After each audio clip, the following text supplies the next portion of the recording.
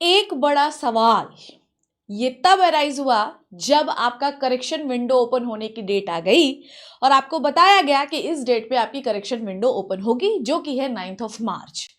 और उसी के बाद आज मेरे पास एक बच्ची का फोन आया जिसने ये कहा कि मैम मैं कैप्चा सबमिट कर रही हूं पर फॉर्म सबमिट नहीं हो रहा है। और ये बात 9:30 बजे रात की थी, 7 मार्च को। मैंने आपको कई बार कहा कि आपको 6 मार्च तक, इवन कल मैंने आप लोगों के लिए शॉर्ट भी बनाया था और बताया था कि 6 मार्च तक एनी हाउ आपको अपना फॉर्म कंप्लीट कर लेना है। अदरवाइज अगर फॉर्म सबमिट ही नहीं होगा तो आप करेक्ट कैसे करोगे? तो एनी हाउ आपको अपना फॉर्म जो है वो सबमिट कर लेना है। अब ऐसा मैंने क्यों बोला था वो आज आपको समझ में आएगा। अब वो बच्ची बड़ी परेशान हुई कि मेरा कैप्चा कैसे सबमिट होगा, तो मैंने उसको बोला कि आप वेट करिए क्योंकि आज वेबसाइट पे बड़ा लोड है, क्योंकि आप जैसे कई सारे बच्चे हैं जो कि आज ही फॉर्म सबमिट करने वाले हैं। अब आपको कुछ भी करके अपना फॉर्म सबमिट करना है, उसमें कुछ भी गड़बड़ियां होंगी तो करेक्शन विंडो ओपन होने के बाद आप उसे ठीक कर सकते हैं। पर सवाल यह है कि आप करेक्शन विंडो में क्या क्या करेक्ट कर सकते हैं, पहले हम ये समझते हैं। करेक्शन विंडो में आप या तो अपनी माता या तो अपने पिता का नाम सही कर सकते हैं, दोनों में से किसी एक का। नेक्स्ट जो है, अगर मान लीजिए आपकी कोई एजुकेशनल क्वालिफिकेशन में आपने मार्कशीट जो है वो गलत अपलोड कर दी है तो आप उसे सही अपलोड कर सकते हैं। अगर आपकी स्टेट ऑफ एलिजिबिलिटी कैटेगरी गलत हो गई है, सब कैटेगरी गलत हो गई है, नंबर ऑफ अटेम्प्ट्स आपने गलत भर दिया है, एग्जाम सिटी आपने गलत भर दिया है, या आपने मीडियम गलत भर दिया है, तो भी आप जो है बच्चों इसको करेक्ट कर सकते हैं।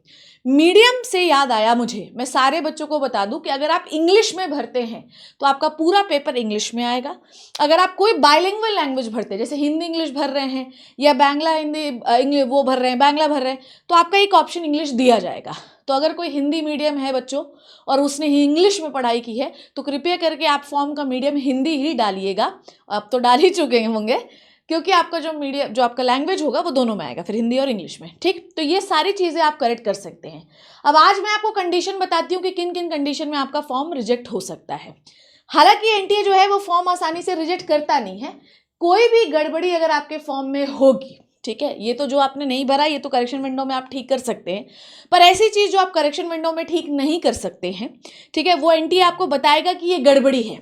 इवन आपको अगर ये लगता है कि आपसे गड़बड़ी हो गई है तो आप एनटीए को इस वेबसाइट पर, इस ईमेल आईडी पर मेल कर सकते हैं, दैट इज neet.ug2025@nk.ac.in पे मेल कर सकते हैं। ठीक है, ये आपके जो करेक्शन विंडो वाला नोटिफिकेशन है उसमें भी लिखा हुआ है।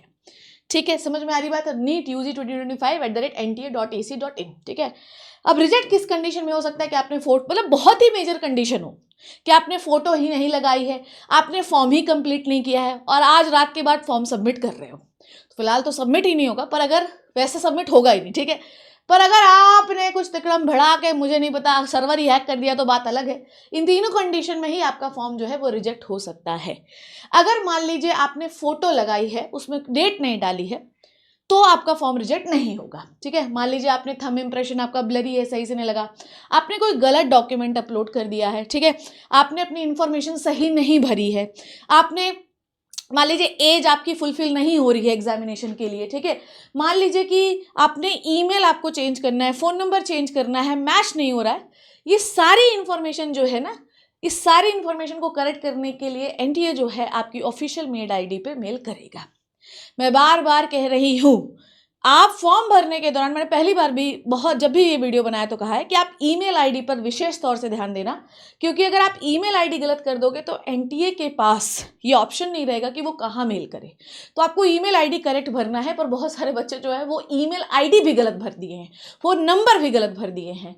तो ऐसी कंडीशन में आपको इस मेल आईडी पर अपना जो है जो भी कंसर्न है वो लिख कर भेज देना है। हेल्पलाइन नंबर भी दिया गया है वेबसाइट पे, आप जाकर हेल्पलाइन नंबर भी ले सकते हैं।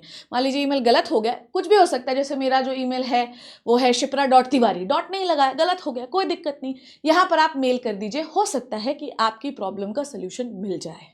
क्लियर है बच्चों?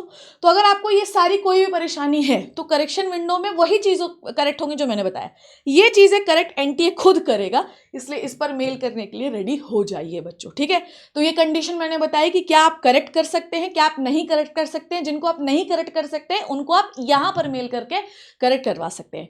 पैनिक बिल्कुल भी मत करिए, कुछ भी गड़बड़ी होगी ना तो यहाँ से आपको मेल आएगा कि ये गड़बड़ है भाई, इसको ठीक करिए। अगर मेल आईडी नहीं होगा तो वो क्लिकेबल ही नहीं होगा, वो ओपन ही नहीं होगा, वहाँ मेल ही नहीं जाएगा। तो सीधी बात है कि आपको मेल आएगा तो अपनी ऑफिशियल मेल आईडी पर, ठीक है, या आपने फ़ोन नंबर सही डाला होगा तो आपको कॉल आएगा, दोनों में से कोई एक चीज़ आएगी आपको, जो भी करेक्ट होगा, ठीक है। तो कृपया करके, अगर आपने दोनों ही गलत डाला मतलब ये तो बिल्कुल ही खतरनाक कंडीशन हो गई।